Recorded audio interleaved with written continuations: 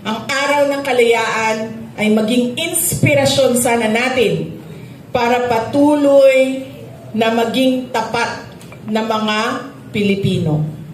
Tulungan po natin ang Pilipinas, huwag tayong mapagod sa pakikipaglaban para sa magandang kinabukasan ng ating mga pamilya, lalong-lalo na ng ating mga anak.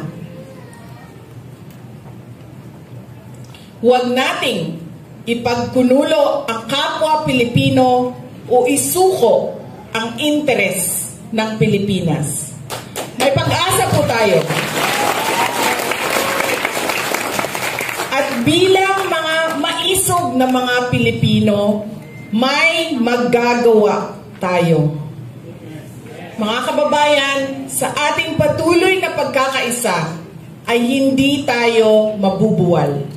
Hindi tayo matutumba. Hindi tayo mapapabagsak.